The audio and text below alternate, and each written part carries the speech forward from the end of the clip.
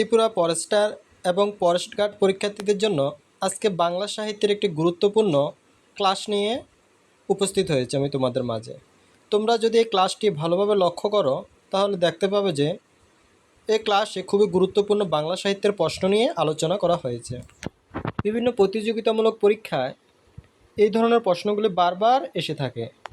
তো আমি তোমাদের জন্য আজকে পরীক্ষার উপযোগী খুবই গুরুত্বপূর্ণ প্রশ্নগুলি নিয়ে এই ক্লাসে উপস্থিত হয়েছি। তো আজকের প্রথম প্রশ্ন দেখে নাও। প্রশ্ন, কিশোর কবি কাকে বলা হয়? এখানে 4টি অপশান দেওয়া আছে: কবি সুকান্ত ভট্টাচার্য, মাইকেল মধুসূদন দত্ত, মানিক বন্দ্যোপাধ্যায়, কাজী নজরুল ইসলাম।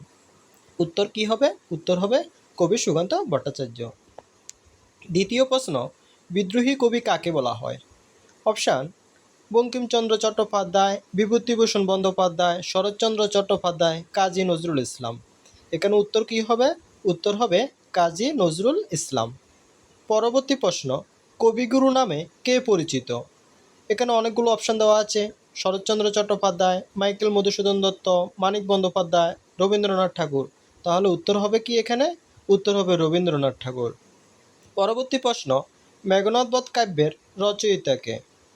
সুকান্ত ভট্টাচার্য, শরৎচন্দ্র চট্টোপাধ্যায়, মাইকেল মধুসূদন দত্ত, মানিক বন্দ্যোপাধ্যায়। উত্তর কি হবে? উত্তর হবে মাইকেল মধুসূদন দত্ত। পরবর্তী প্রশ্ন, আনন্দমঠ উপন্যাসের লেখক কে? অপশানে কি দেওয়া আছে?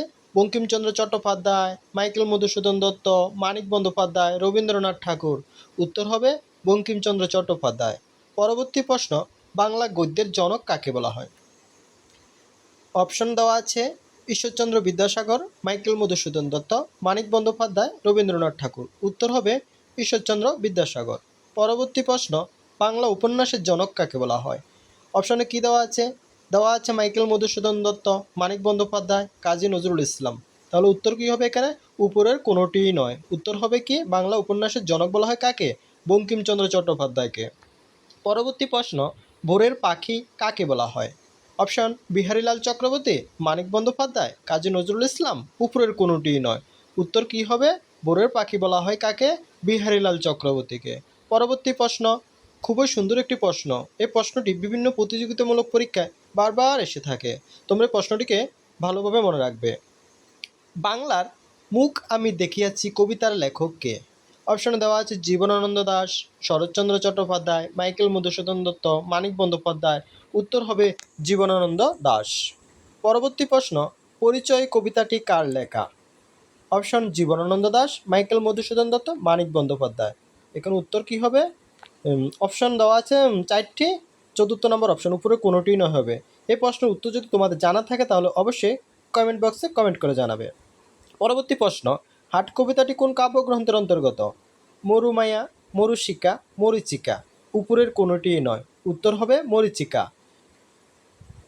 পরবর্তী প্রশ্ন, জীবনানন্দ দাশের প্রথম কাব্যগ্রন্থের নাম কি? অপশনে দেওয়া আছে রূপসী বাংলা, ঝরাপালক, বনলতা সেন, দুসুর পাণ্ডুলিপি। উত্তর হবে ঝরাপালক। পরবর্তী প্রশ্ন, শ্রীকান্ত উপন্যাসের লেখক কে? অপশন: বিজন কৃষ্ণ চৌধুরী, মাইকেল মধুসূদন দত্ত, মানিক বন্দ্যোপাধ্যায়। উপরের কোনোটিই নয়। উত্তর হবে উপরের কোনোটিই নয়। পরবর্তী প্রশ্ন, হাট কবিতার রচয়িতা কে? কুমুদরঞ্জন মল্লিক, জীবনানন্দ দাশ, যতীন্দ্রনাথ সেনগুপ্ত, বিভূতিভূষণ বন্দ্যোপাধ্যায়। উত্তর হবে যতীন্দ্রনাথ সেনগুপ্ত। সর্বশেষ প্রশ্ন, কান্ডারির হুঁশিয়ার কবিতার মূল গ্রন্থের নাম কি? অপশন: সর্বহারা, অগ্নিবীণা, বিদ্রোহী। উপরের কোনোটিই নয়। উত্তর হবে কি? উত্তর হবে সর্বহারা মূল গ্রন্থের অন্তর্গত। যদি আমাদের এই ক্লাসগুলি ভালো লাগে বা পরবর্তীতে তোমরা বাংলা ক্লাসের প্রয়োজন হয় তাহলে অবশ্যই আমাদের চ্যানেলটিকে সাবস্ক্রাইব করে রাখবে। বিভিন্ন প্রতিযোগিতামূলক পরীক্ষার জন্য আমরা আমাদের এই ক্লাসে নিয়মিত ভিডিও আপলোড করব। ধন্যবাদ। সবাই ভালো থাকবে, সুস্থ থাকবে।